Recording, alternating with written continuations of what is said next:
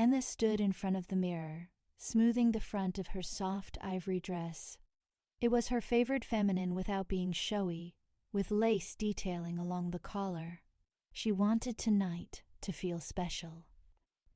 It was their very first dinner party as husband and wife, and though they'd only been married a few months, she already felt the weight of what it meant to create a peaceful, welcoming home.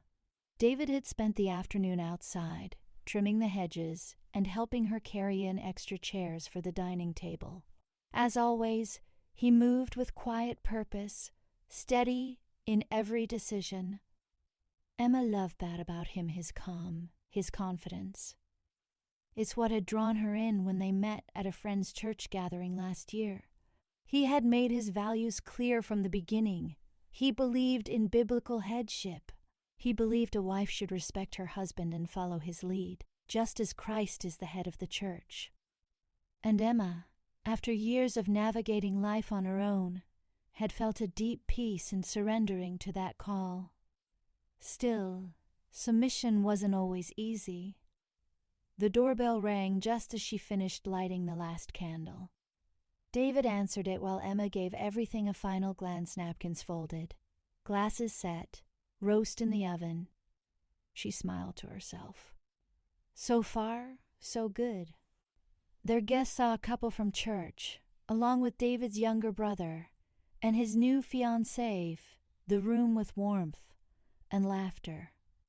Conversation flowed easily at first, and Emma served appetizers with a graceful touch, feeling every bit the role of the nurturing wife she wanted to become. But then, as dinner was being served, things began to shift. David asked if she could bring out the wine they'd discussed earlier.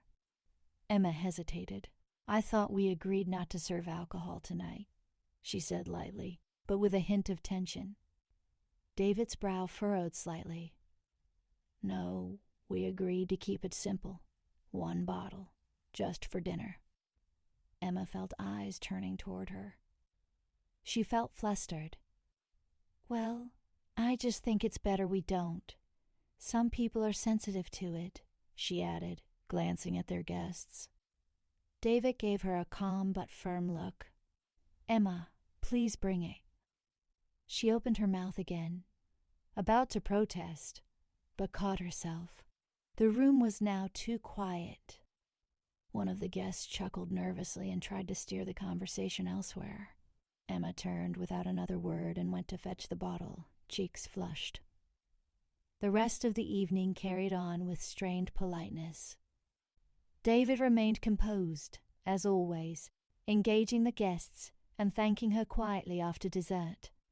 But Emma knew she had crossed a line and, more importantly, she knew he knew it too.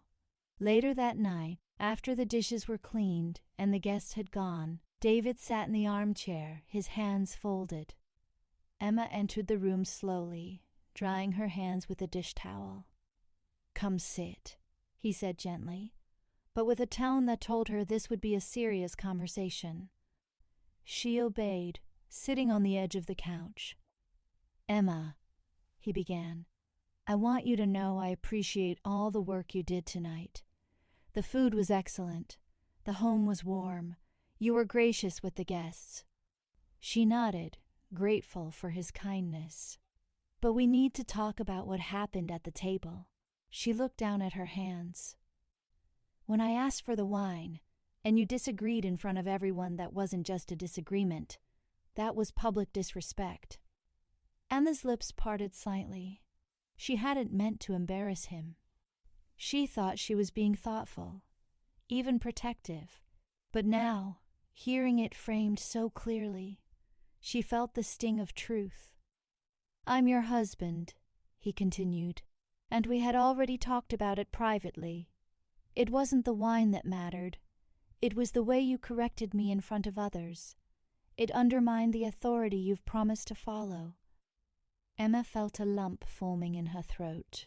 "I didn't mean to dishonor you," she whispered. "I believe that," he said. "But intentions aren't everything. Submission isn't just about obeying when it feels right. It's about trust. It's about showing unity even when we don't fully agree in the moment. She swallowed hard. I didn't realize how it came across. I know. That's why we're talking about it now. I don't want you to carry shame, but I do expect you to learn from it. She nodded slowly, tears beginning to well in her eyes. Not from anger or from fear, but from the deep conviction that he was right. I'm sorry, she said, voice trembling. I let pride get in the way. I wanted to be in control. David reached for her hand, holding it firmly. You're not alone in this, Emma. We're building something together. And I promise to keep leading you with love and steadiness. But I also need your respect, especially when others are watching. She leaned her head against his shoulder, humbled. I want to do better, she said softly. You already are, he replied. Every mistake is a chance to grow. That night, Emma sat at her vanity and wrote in her journal. She described the evening in detail, not just the external events, but the internal shift that had happened. She saw now that submission was more than just following instructions. It was a posture of the heart. It was choosing unity over pride, trust over ego. And though it stung to be corrected, she knew it was for her good, because she had married a man who loved her enough to lead even when it was uncomfortable. As she closed her journal, she whispered a prayer. Lord, help me honor David, not only with my actions, but with my words, my tone, and my heart. Teach me to walk in the role you've given me with humility, wisdom, and grace. She climbed into bed beside her husband, the room dark and still. And though the day had carried its share of tension, she felt peace settle over her. Because she was learning. Because she was willing. And because she knew that submission, when done in love and faith, was not weakness but strength under God's perfect order. Ephesians 5:22-24 KJV. Wives, submit yourselves unto your own husbands, as unto the Lord. For the husband is the head of the wife, even as Christ is the head of the church, and he is the Savior of the body. Therefore, as the church is subject unto Christ, so let the wives be to their own husbands in everything.